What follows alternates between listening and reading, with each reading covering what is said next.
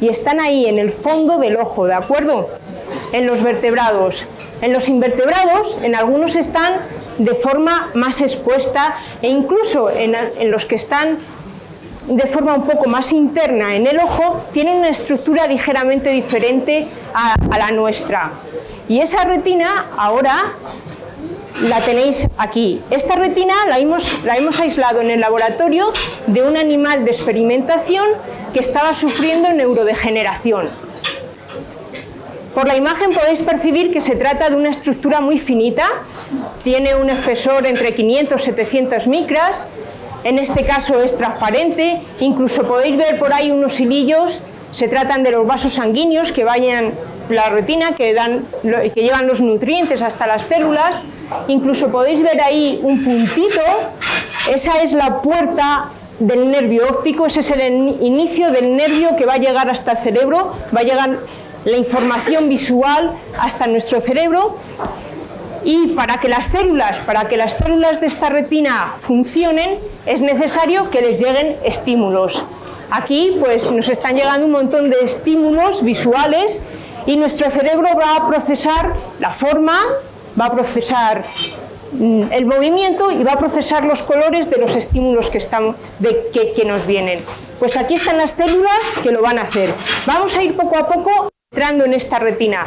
Vamos a coger un cachito de retina y la vamos a ver ahora a 400 aumentos. Como veis, es una estructura extraordinariamente ordenada. Capas de células, la mayoría de ellas neuronas de nuestro sistema nervioso central. Neuronas muy ordenadas, unas conectadas con otras, perfectamente conectadas, extraordinarias conexiones que tienen unas con otras, y aquí para que funcionen tienen que llegar los estímulos. Los estímulos llegan desde la parte inferior de la retina, la luz entra por nuestras pupilas, atraviesa el cristalino, atraviesa diferentes líquidos que están dentro del ojo y llegan, y la luz tiene que atravesar toda la retina para llegar a las células que nos interesan, a las células protagonistas de hoy, que se llaman fotorreceptores, que no lo había dicho. Pues estas células se encargan de un proceso que se llama fototraducción. Dicho de otra forma, se encargan de transformar los estímulos que nos están llegando, los fotones, en energía eléctrica, en impulsos nerviosos, en estímulos nerviosos. Una vez que han transformado esos estímulos,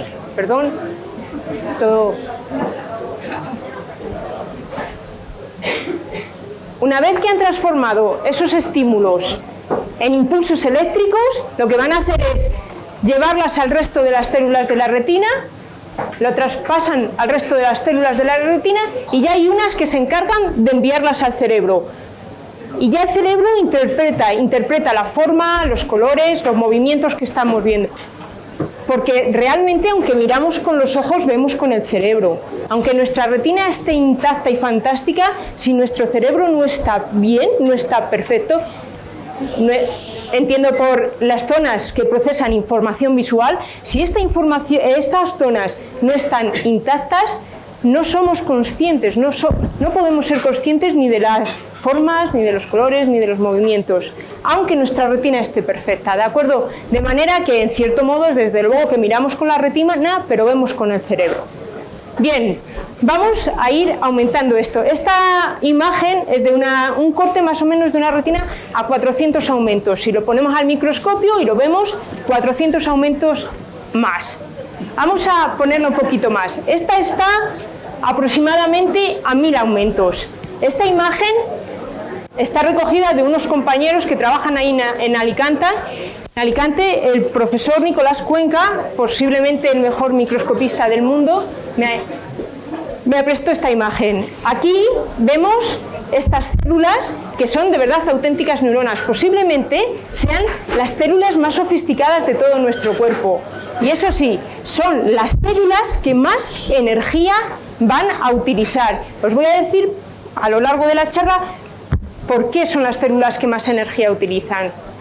En ellas Estos dos tipos, tenemos dos tipos de fotorreceptores, unos se llaman bastones, otros se llaman conos. Con los bastones los estamos utilizando hoy mucho, porque los utilizamos cuando hay poca luz. También se dice que son con los que vemos en blanco y negro, mientras que los conos son con los que vemos los colores, procesamos la información en color. ¿De acuerdo? Vamos a aumentarlo un poquito. Esta fotografía ya está hecha a microscopía electrónica de barrido. Ya es microscopía electrónica, tiene no muchos aumentos, unos 1200, 1500 aumentos, y lo que vemos aquí solo es una parte de esa célula. Es la parte donde se produce la transformación de los fotones en estímulos nerviosos que van al cerebro, ¿vale? Solo la parte externa. Solo con ver la fotografía podemos dar cuenta de que hay muchos más bastones que conos. El ser humano tiene aproximadamente 120 millones de bastones, frente a 6-7 millones de conos. Un cono por cada 20 bastones. Pues bien, es esta zona donde se produce todo este fenómeno de fototransducción, y es esta zona la que, digamos, tiene un metabolismo tan extraordinariamente activo que hace que las células sean las que más energía y las que más oxígeno utilizan de todo nuestro cuerpo. ¿Por qué? Son neuronas del sistema nervioso central, con las que nacemos, nos quedamos. Es decir, que si nuestra retina sufre y perdemos estas células, capú, ya cada vez vamos viendo menos, ¿de acuerdo? Sin embargo, nos tienen que durar toda nuestra vida, y para ello lo que hacen es cambiar este segmento constantemente. Este segmento constantemente está degenerando y está volviéndose a generar.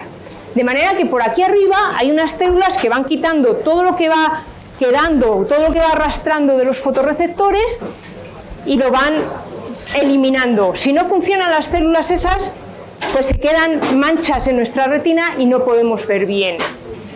Pues bien, vamos a poner esto a 80.000 aumentos.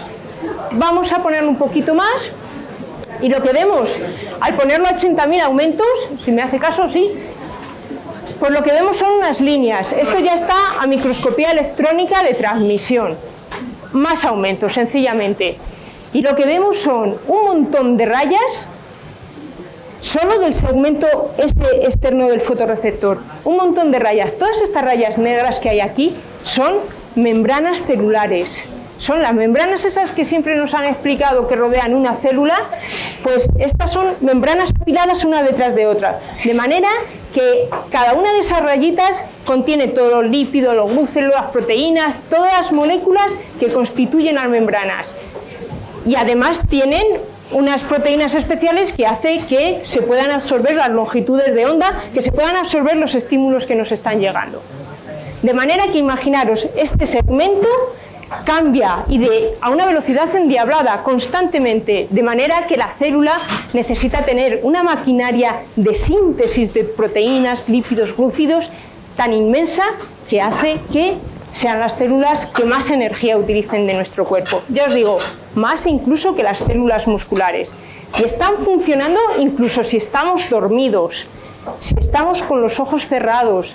La visión no es un proceso pasivo, sino totalmente contrario. Es un proceso extraordinariamente activo. En cuanto a los conos, nosotros tenemos los... ¡Uf, madre mía! Los primates, los seres humanos y los monos, pues tenemos tres tipos de conos que procesan los colores. Nuestros conos procesan el color rojo, verde y azul. La combinación de las proteínas que absorben esos colores, esas longitudes de onda, hace que seamos conscientes que nuestro cerebro pueda interpretar diferentes colores en el espectro visible. Por encima del rojo están los infrarrojos, los microondas, esa otra energía que nosotros no podemos ver, pero existe, están ahí las ondas, ¿de acuerdo? Por encima del azul, en más energía todavía, los ultravioleta, tampoco lo vemos, tampoco tenemos posibilidad de de tener conos y de que nuestro cerebro procese ese tipo de energía, ¿de acuerdo? De manera que nos quedamos con estos tres tipos de conos. A lo largo de la evolución, resulta que hemos ido perdiendo capacidad de procesar los colores. Hace 350 millones de años, nuestros ancestros eran tetracromáticos, tenían además conos amarillos. A medida que hemos subido en la escala evolutiva, a medida que hemos evolucionado, hemos llegado a los mamíferos, y la mayoría de los mamíferos, los toros, los perros, los gatitos, la mayoría de los mamíferos son dicromáticos, tienen conos entre amarillo y verde y el azul. Excepcionalmente con los mamíferos estamos nosotros, los primates, que vemos tricromático, como os los he comentado, los tres tipos de conos. Y luego también hay algunas excepciones, como son monocromáticos, como por ejemplo algunos mamíferos, las ballenas, los roedores que utilizamos habitualmente y que vemos habitualmente, pues son monocromáticos, solo ven en blanco y negro y diferentes tonos de grises. Pero hay unos grupos de animales extraordinarios, como por ejemplo aves, reptiles y peces teleósteos. Los peces teleósteos, el salmón, la trucha, la tenca, la carpa, todos estos peces que además han mantenido los cuatro colores durante la evolución, los cuatro tipos de conos, y son tetracromáticos, pero no por tener conos amarillos, sino porque además tienen otra capacidad mucho más evolucionada, por decirlo de alguna forma. Si comparamos cómo ve un ave en comparación a nosotros, pues podemos ver algo así. Esta flor vista por un ser humano, esta flor vista por un pajarito o por un pez de los que tenemos en la pecera con agua dulce, ¿vale? Un teleósteo. Son capaces de ver más allá del rojo, del verde, del azul. Pueden ver los ultravioleta. Vamos a ver, los ultravioleta no es que sean violetas. Nosotros, al ver el violeta de las camisas, de los papeles, eso es una combinación del procesamiento de los conos rojos y azules. El violeta puro le tenemos en el arco iris, por ejemplo. Pero este violeta, como ven, es un color que ha puesto ahí el científico, que hemos puesto para tener una referencia, pero realmente nuestro cerebro no sabe procesar este color. Vamos un poquito más allá y vamos a lo más sofisticado en colores de todo el planeta, que es el camarón mantis. Esta es lo más sofisticado en colores del planeta Tierra. Se trata de unos animales que tienen hasta 13 fotorreceptores diferentes, 12 conos diferentes. Pueden ver no solo los ultravioletas, sino que ven los ultravioleta en 4 tonos diferentes. Ven infrarrojos, ven luz polarizada circular, que luego si queréis os comento. De manera que, ¿cómo procesar esta información? Cuando yo decía, ¿te quieres imaginar cómo puede ver un camarón? Encontré una frase que lo representa bastante, no es mía, pero me ha encantado porque dice, ¿cómo puede ver un camarón? Imaginaros un color que no podéis imaginar y además sumarlo 9 veces, repetirlo 9 veces. Es una frase representativa, pero es que ni siquiera podemos procesar esa información, ¿de acuerdo? Vamos a bajar un poco, a coger algún ejemplo más cercano. Y más cercano, por supuesto, pues tenemos los perritos, los gatos, los toros, dicromáticos, lo veríamos así, así se supone que ven los perros el ambiente. Y, por supuesto, aquellos animales monocromáticos, como por ejemplo los peces cartilaginosos, el tiburón, que vería a una persona que está nadando por encima, la vería así, mientras que un humano lo vería así.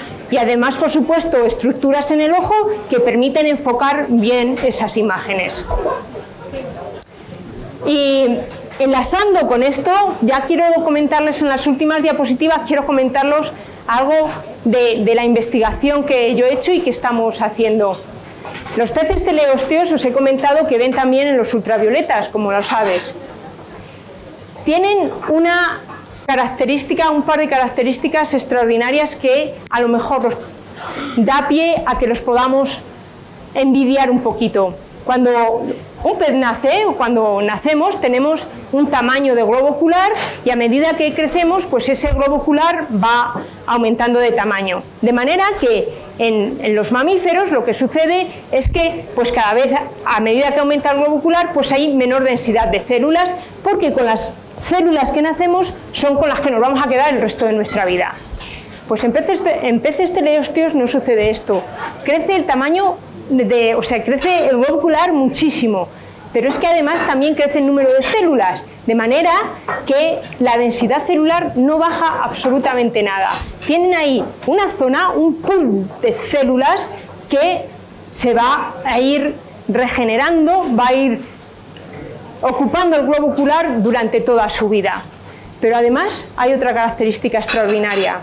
Cuando hacíamos una lesión o cuando un animal de estos tiene una lesión en el sistema nervioso central, por cualquier circunstancia se le quita un pedazo de encéfalo, de cerebro, o la retina sufre un desprendimiento o un pinzamiento del nervio óptico, es cuestión de pocas semanas, poco tiempo, en el que vuelva a aparecer el cerebro perfecto, la retina perfecta, el nervio óptico perfecto, de manera que esto es una capacidad extraordinaria.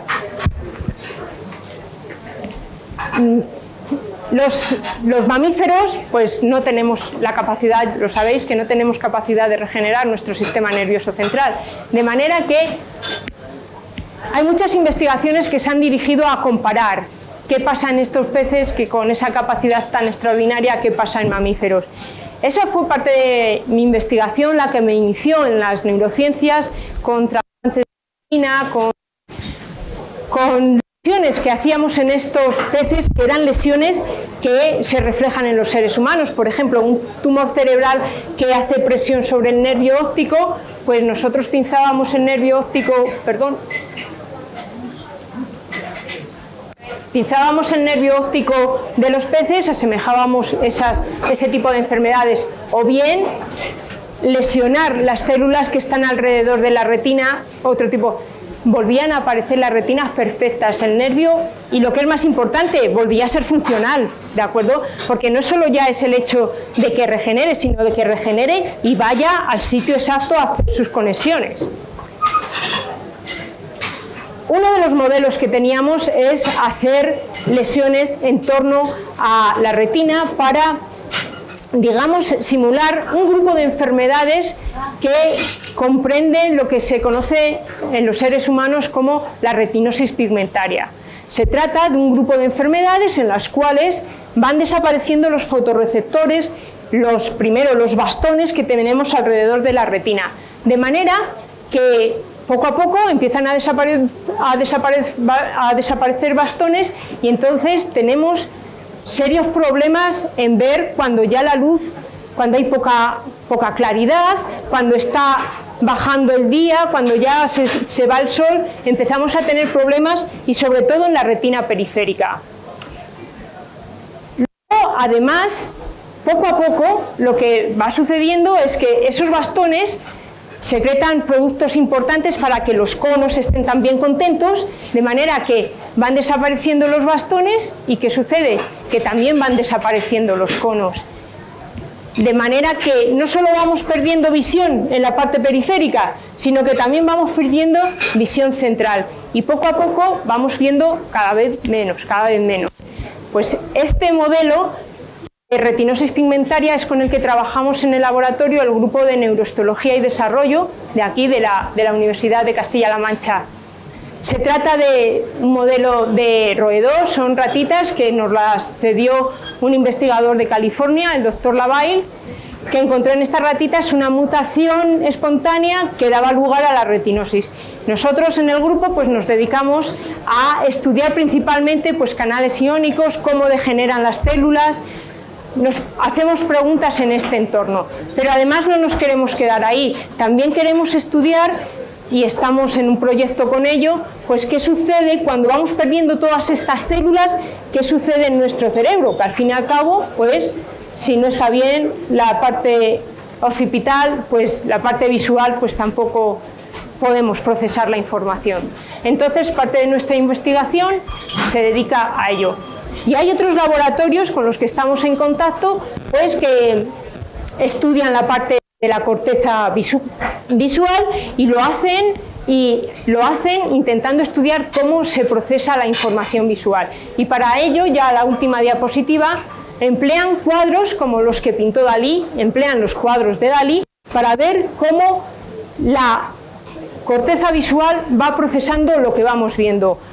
Inicialmente, cuando vemos este cuadro, si no lo habíais visto antes, pues lo que vemos es, lo primero que nos viene es la cabeza de Quijote, ahí. Y luego, a medida que nos fijamos más en él, a medida que nuestro encéfalo va procesando la información visual, pues nos damos cuenta que pues las cejas de ese Quijote son la cabeza de Sancho y de Quijote, el bigote es la lanza, el cuello son las patas de Rocinante. Pues ahí, en la corteza visual, se producen una serie de transformaciones muy importantes, semejantes a las que se producen cuando se produce la degeneración de las células de la retina, de manera que también hay laboratorios que se basan en esto para estudiar el sistema visual.